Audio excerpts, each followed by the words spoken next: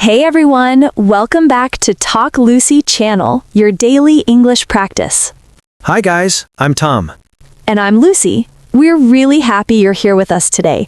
If you're new, don't forget to subscribe so you don't miss our daily episodes. Tom, you've been looking at your phone for almost 10 minutes. What's going on? I have to make a decision, but I really can't decide what to do. Oh, what happened? A new client contacted me yesterday. It's a big project and the money's really good, but I don't know whether I should take it or not. That sounds like a good opportunity. Why are you unsure? Because I already have 3 projects this month. My schedule is completely full. Wow, that's a lot of work. What kind of project is it? It's a full rebranding project for a coffee shop downtown. Honestly, it's exactly the kind of work I love. Then why not accept it? Because I'm not sure if I can handle it right now. I'm already very busy. I understand. You're excited, but also worried. Exactly. I really want to do it, but I don't know if I have enough time. Sounds stressful.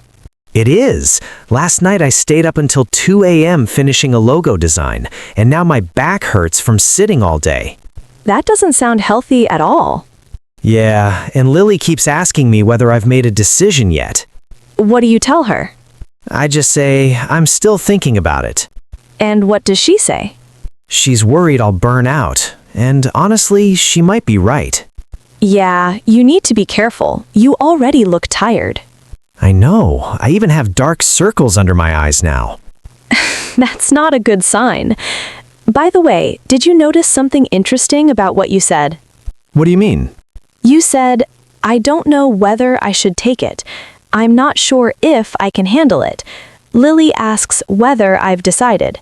You're switching between whether and if without thinking. Oh, wow. I didn't even notice that. Are they the same? Sometimes yes, sometimes no, and that's exactly what we're going to talk about today. Nice, because honestly, I just use them randomly. Don't worry, many people do that, but there are some situations where you must use one, not the other. So they're similar, but not exactly the same. Exactly. Think of them like twins. They look similar, but they have different personalities. I like that explanation. Exactly. This is especially important in professional emails. Yeah, I can see that. Can you give me some examples? Of course. You can say, I'm curious about whether you'd prefer option A or option B. That sounds very polite and professional. Yes, and another example, the cost depends on whether we include the logo redesign. Wow, those sentences sound really smooth and correct. Now I'm thinking about all the emails I've already sent. I feel like I made a lot of mistakes. My stomach is kind of flipping right now. Hey, don't worry about your past emails. Really? Yes, now you understand the rules. That's what matters. And honestly, most people probably didn't even notice your mistakes. That actually makes me feel much better. Okay, what's rule number 3? Rule number 3 is when whether starts a sentence as the subject. I need examples. Sure, listen carefully. Whether he comes to the party doesn't matter to me. Whether this plan works depends on the whole team. Whether we like it or not, things are changing. Let me try something wrong. If he comes to the party doesn't matter. Yeah, that sounds terrible. The sentence feels broken. Exactly. It feels like the sentence crashed.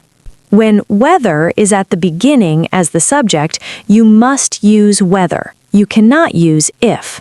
Why does if sound so wrong there? Because when a sentence starts with if, your brain expects a condition and a result. For example, if it rains, we'll order pizza. Oh, I see. My brain is waiting for the second part. Yes, but when you say, whether this happens is important, you are not giving a condition. You are just stating a situation.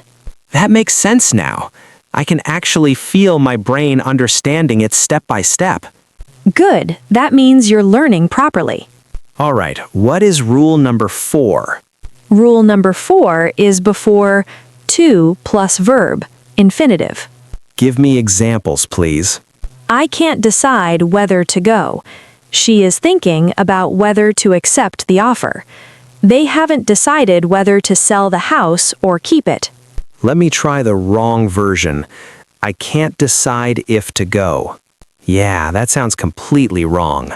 Exactly. It doesn't fit at all. Whenever you see to plus verb after it, you must use whether. If is not possible there. So for my situation, I should say, I can't decide whether to take the project. Perfect sentence. I can't decide if to take the project would make a teacher very sad. Yes, probably crying. We don't want that. Okay, let me summarize the 4 rules. Whether or not, after prepositions, like about, on, at the beginning as the subject, before to plus verb. So in all these cases, whether must be used. Excellent summary. You got everything right. But now I have a question. When do we use only if? Great question. If is used for conditional sentences. Like what? If it rains, we'll cancel the picnic. If you study hard, you'll pass the exam. If I had more time, I would learn guitar. Ah, the classic if-then idea. Exactly. Condition and result. Can I use whether there? No, you cannot. For example, whether it rains, we'll cancel the picnic. That changes the meaning completely. Yes, that sounds like we will cancel no matter what. Right. Whether removes the condition. If creates the condition. Let me try to explain. If is like a gate. Something happens only if the condition is true. Whether is like a fork in the road. You continue no matter what. That is a beautiful explanation. Thank you. Now, there are also some fixed expressions with if. Like what? Even if, example, even if you're tired, don't give up. What if, example, what if we miss the train? As if, example, she talks as if she knows everything. So these always use if, never whether. Exactly, they are fixed. So I can remember them as a little if club. Yes, like a little if club. Nice, I like that. Let me summarize again. If is for conditions and fixed expressions. Whether is for specific grammar rules, and both can be used in indirect questions. Perfect summary again. Here's one more trick, the or not test. What is that? Take your sentence and add or not at the end. If the meaning stays the same, you can use whether. Let me try. I don't know if she's coming. I don't know if she's coming or not. Same meaning, so whether also works. Exactly. Now, if it rains, we'll stay home. If it rains or not, we'll stay home. Oh, that changes the meaning completely. Yes, so in that case, you must use if, not whether. This trick is really helpful. I feel much more relaxed now. That's great to hear. And one last tip. If you're not sure in an indirect question, just use whether. It's always safe. So whether is like a universal key. Exactly. All right, can we do some practice now? I want to make sure I really understand this. Absolutely. Now let's do some practice. Okay, I'm ready. I'll give you a sentence with a blank. You fill it in. Sounds fun. Let's go.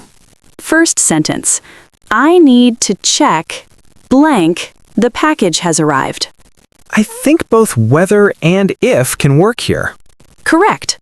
So I can say, I need to check whether the package has arrived, or I need to check if the package has arrived. Exactly. This is an indirect question, so both are correct. Next sentence. Blank, you like it or not, we're having broccoli for dinner. That must be whether you like it or not. Perfect. Because whether or not is a fixed expression. Yes, and you cannot use if here. That sounds like something parents say. Totally. My dad used to say that every week. Did you like broccoli back then? No, I hated it. But now I like it. See? Things change. Next sentence. Blank, you eat your vegetables, you can have dessert. That's a condition, so the answer is if. Correct. If you eat your vegetables, you can have dessert. Exactly. First vegetables, then dessert. Next one. She hasn't decided blank to quit her job. Whether to quit. Perfect. Because it's to plus verb, so only whether works. Yes, if is not possible here. Let's do 2 more. I'm ready. I was thinking about blank, we should invite Jake to dinner. After about, we use whether. Exactly. I was thinking about whether we should invite Jake. Good job. Last one. Blank, I had your number, I would have called you. That's a conditional, so if. Correct. If I had your number, I would have called you. Perfect answer. You got every answer correct. It feels natural now, like everything just clicked in my brain. That's the best feeling when learning. Now let's review some vocabulary. Okay. First, indirect question. A question inside another sentence. Like, I wonder whether she's coming. Exactly. Second, conditional. A sentence with a condition and result. Like, if you study, you will pass. Perfect. Third, interchangeable. 2 things that can replace each other.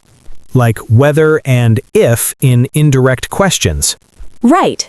Fourth, preposition. Words like about, on, in, of. And after them, we use whether. Yes. Fifth, infinitive. To plus verb. Like to go or to eat. Correct. Sixth, overlap. When 2 things share the same use. Like whether and if in some cases. Exactly. Seventh, territory. An area that belongs to something. If is for condition sentences, and whether is for special grammar rules. Perfect explanation. Eighth, regardless. It means no matter what. I will keep learning English regardless. Great sentence. That's our full lesson on whether and if. 2 small words, but a big difference. Now it's your turn. Think about a decision and use whether in a sentence. For example, I can't decide whether to... Also, try the or not test. It really helps. If you enjoyed this lesson, like and subscribe. And don't forget to turn on notifications. We post new lessons every day. See you tomorrow. Until then, keep learning. Keep practicing. And keep growing. Whether you're a beginner or advanced, You're doing great. bye everyone! Bye.